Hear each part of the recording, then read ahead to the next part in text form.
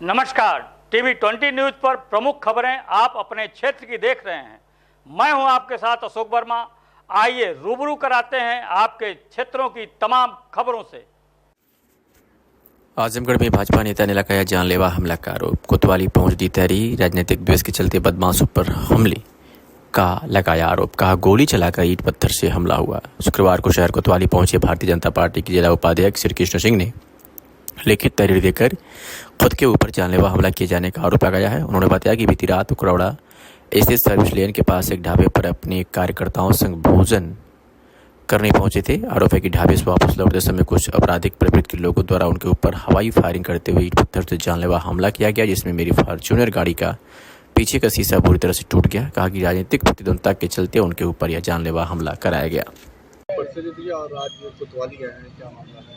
मेरा नाम श्री कृष्ण किशन है और कल रात में मैं भोजन करने गया था। उकरौड़ा के आगे एक सर्विस लेन है, वहाँ एक ढाबा है। वहाँ पे मैं अपने साथी कार्यकर्ताओं के साथ भोजन कर रहा था। तो भोजन करते समय मुझे आभास हुआ कि कुछ अराजक तत्वों के नज़रों में मैं वहाँ पे देखा जा रहा हूँ और वे लोग मुझको घूर रहे थे। तो फिर मुझे लगा कि मुझे यहाँ पे रहना उचित नहीं है और उसके बाद में मेरे साथ में एक अप्रिय घटना घटित हो गई। उस अप्रिय घटना के क्रम में मैं आपको बताना चाहूँगा कि हम भोजन के दरमियान जब वहाँ से निकले और अपनी गाड़ी में बैठे और गाड़ी में बैठकर जब हम चलने लगे तो वहाँ पे उकरौड़ा के बताए जा रहे हैं ऐसे कुछ नाम। इसमें एक लव यादव करके हैं जो जेल से छूट के आए हैं अभी, और कई बार जेल में जाना आना उनका लगा रहता है।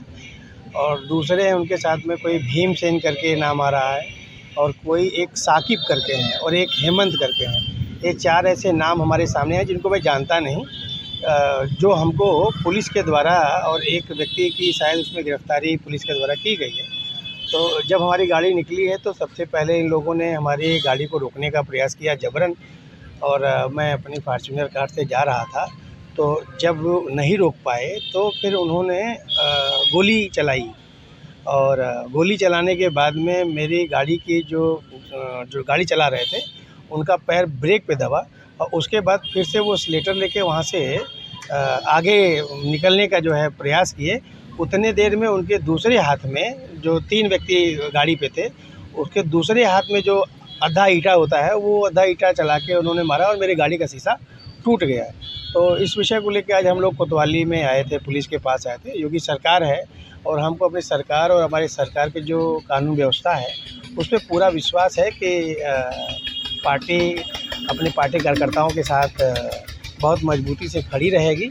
और जिस प्रकार से अभी कोतवाल साहब से मेरी बात हुई है, इन्होंने आश्वस्त किया है कि 1 दिन के अंदर उनकी गिरफ्तारी होगी और उनको सज़ा देकर उनको जेल भेजने का काम यहाँ की पुलिस प्रशासन करेगी। घटना के कारण क्या रहा, क्या कोई पुरानी रंजिश और क्या कोई घायल भी हुए थे?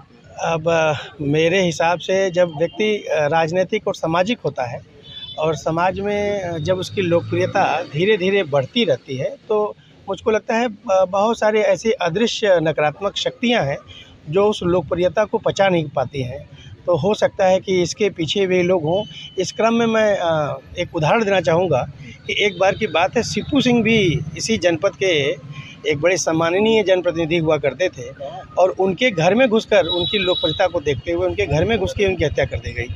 मुझको जो रात से मैं जो अपना अनुभव कर पा रहा हूँ, क्योंकि मैं डरपोक नहीं हूँ, मैं भयभीत नहीं हूँ, मैं बहुत सशक्त हूँ और मैं बड़ी ऊर्जा के साथ में ये बताना चाहूँगा आपको कि जो घटना सीपू सिंह के साथ हुई, उनकी लोकप्रियता को देखते हुए मुझे भय है कि कहीं वो घटना दोबारा इस शहर में दोहराई न जाए।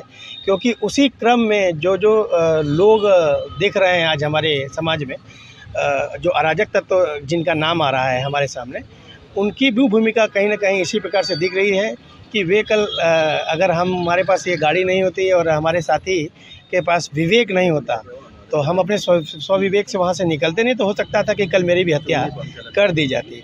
लेकिन मुझे अपने पुलिस प्रशासन पे और अपने पार्टी पे पूरा विश्वास है कि वो मेरा साथ देगी। इस घटना में कोई घायल हुआ आप लोग? नहीं, इस घटना में कोई घायल नहीं हुआ। हालांकि ये है कि जब गाड़ी का शीशा तोड़ा गया तो हमारे जो साथी मित्र हैं जो गाड़ी चला रहे थे, थोड़ा उनका हाथ जो है वो स्टीयरिंग से जो है फंस गया था, तो थोड़ी बहुत चोटें आई उनको, बाकी कोई ऐसी दिक्कत नहीं है। क्या मांग है आपकी? हमारी मांग सिर्फ ये है कि जिस प्रकार से योगी सरकार की कानून व्यवस्था चल रही है, मैं उस कानून व्यवस्था पे पूरा विश्वास करते हुए उस कानून व्यवस्था से ये मांग करता हूँ कि इस प्रकार की घटना, चूँकि मैं जनप्रतिनिधि हूँ और जनप्रतिनिधि के साथ में इस प्रकार की अगर घटना घटित हो रही है उस क्षेत्र में, तो ये आने वाले समय में दोबारा स्थान न ले पाए और जो दोषी हैं उनको कड़ी से कड़ी सज़ा मिले, उनकी गिरफ्तारी हो और उनको जेल भेजा जाए।